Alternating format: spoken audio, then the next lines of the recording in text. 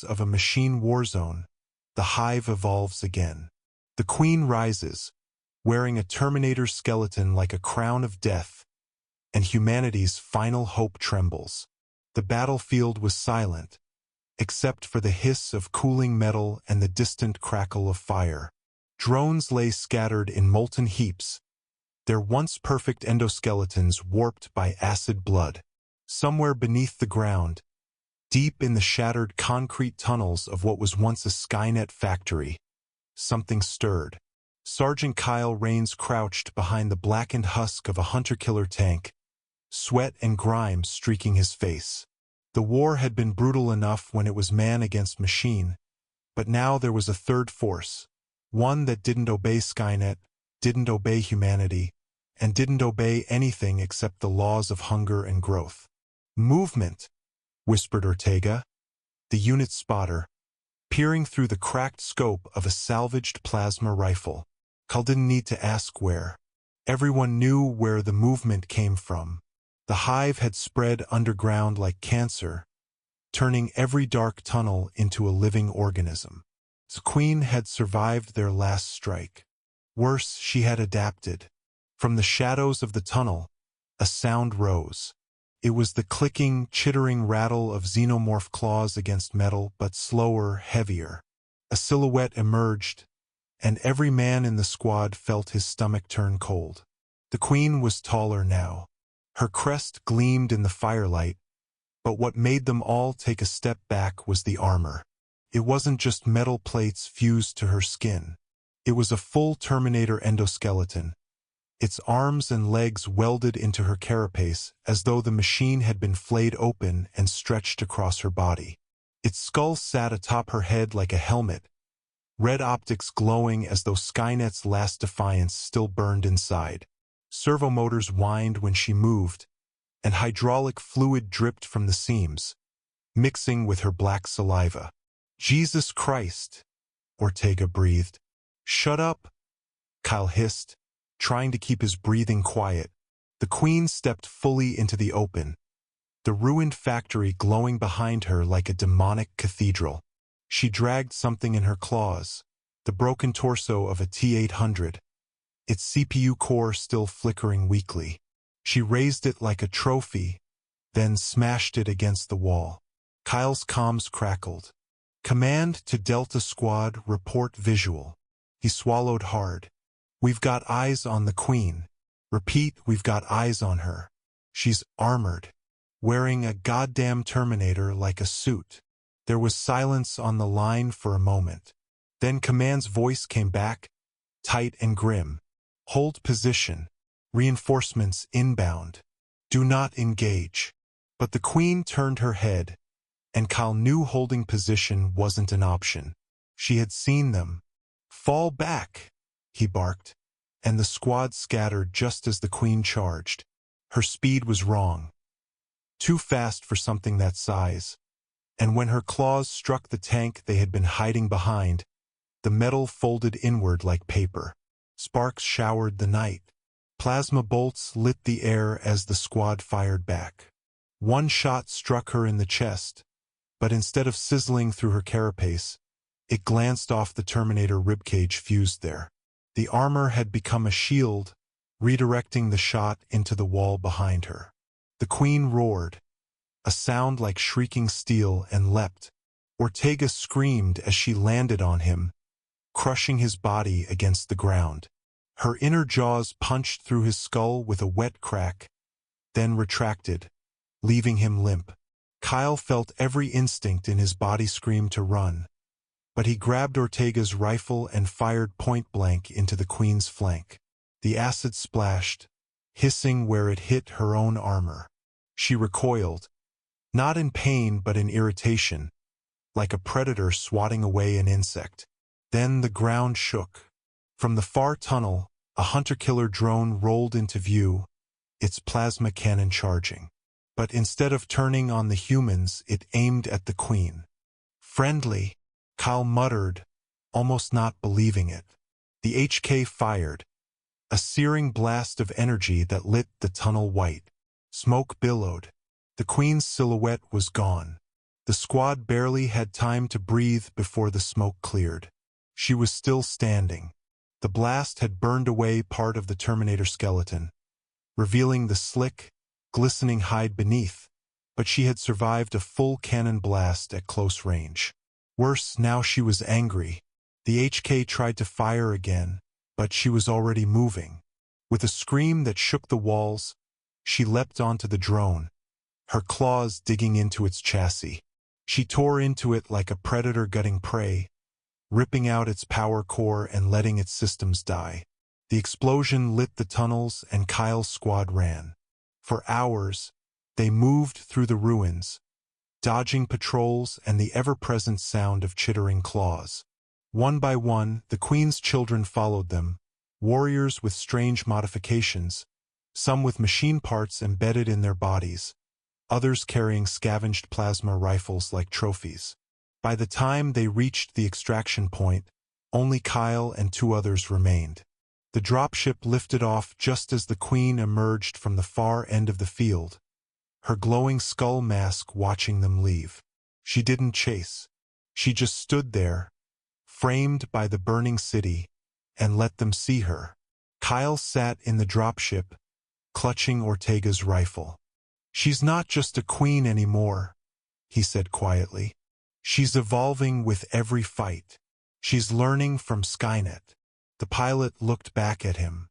"What do you mean?" Kyle stared out the window at the ruins disappearing below. "I mean, we're running out of wars to fight. Sooner or later, she's going to win." And somewhere in the night, in the blackened skeleton of the city, the Queen threw back her head and screamed. A sound of rage, triumph, and a promise that this was only the beginning. The dropship's engines roared as it cut through the smoke-filled sky, but Kyle couldn't take his eyes off the ground below.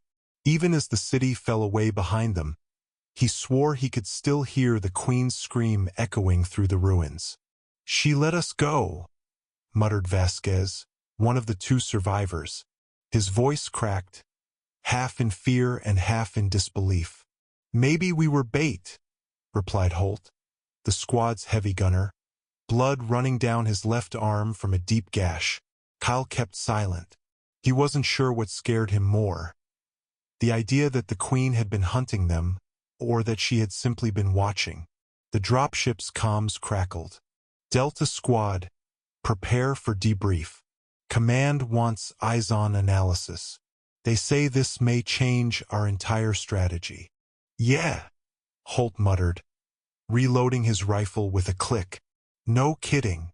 When they landed at Forward Base Echo, the base was already on edge. Sirens wailed in the distance, and engineers were welding makeshift barricades across hangar entrances. A group of wounded soldiers limped past, their armor eaten away by acid. Kyle was ushered into the war room, still coated in dust and blood. Command had gathered, a half-circle of grim-faced officers staring at a projection screen. On it was footage from a reconnaissance drone, showing the Queen as she ripped apart the hunter-killer drone. "Playback at half speed," said General Myers. The footage slowed, revealing the detail in terrifying clarity. The Terminator skeleton grafted across her chest, its skull glowing red, hydraulics twitching as though still alive. The Queen's claws worked like surgical blades as she tore the machine apart, almost studying it before she killed it. "This is no longer a simple hive," Myers said grimly. "This is a hybrid war machine. She's not just defending her nest. She's building an army." "She's learning," Kyle said, stepping forward. "You don't understand. She's using Skynet tech as armor. Next time she'll have more of it. She's adapting faster than we can kill her." An uneasy murmur filled the room. "We're preparing a strike team," Myers said finally. "Not to kill her, to capture her." Kyle's head snapped up. "You can't be serious.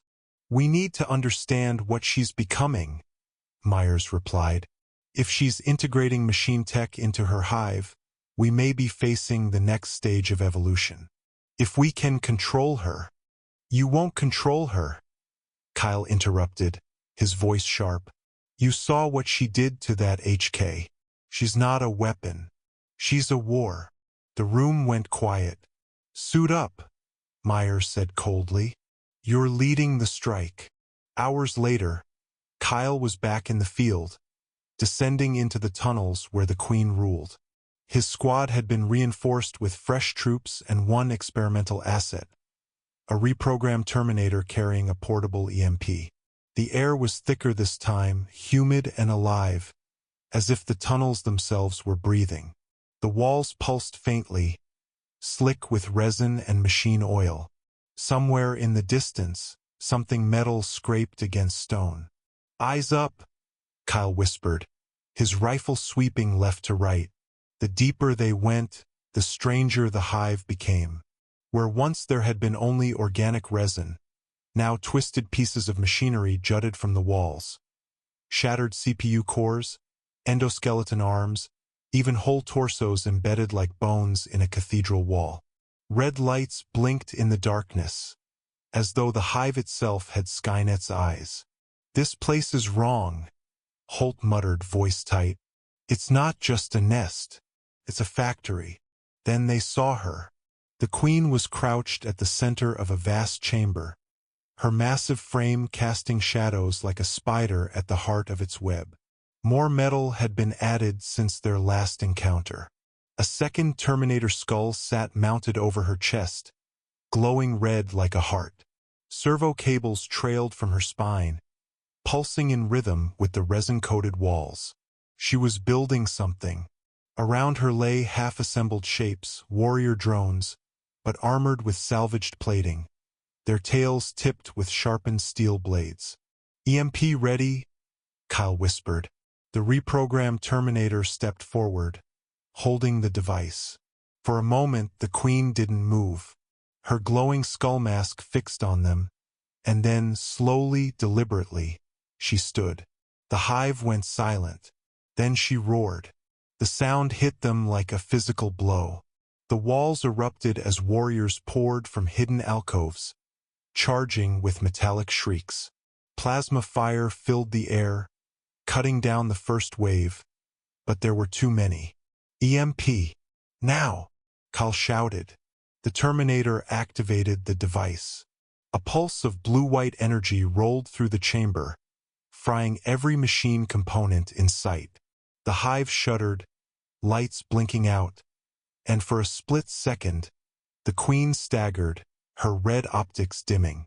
Then they flared back to life, brighter than before. She's overriding it, Holt shouted. The Queen charged, tearing the Terminator in half with one swipe of her claws. The EMP generator hit the ground, sparking uselessly. Fall back, Kyle screamed. The squad fired as they retreated, plasma bolts striking the Queen's armor. One shot finally burned through the skull mask, revealing the glistening black beneath. But she didn't slow. Holt stayed behind, planting a satchel charge. Go! He roared, opening fire as the Queen bore down on him. Kyle turned just in time to see the charge detonate, the blast shaking the tunnel. For a moment, everything was fire and smoke. When it cleared, Holt was gone. So was half the chamber. And in the wreckage stood the Queen, her armor cracked, her frame scorched, but alive. Kyle's surviving troops dragged him back to the surface. As they reached the extraction point, he turned one last time. The Queen was there, watching from the shadows.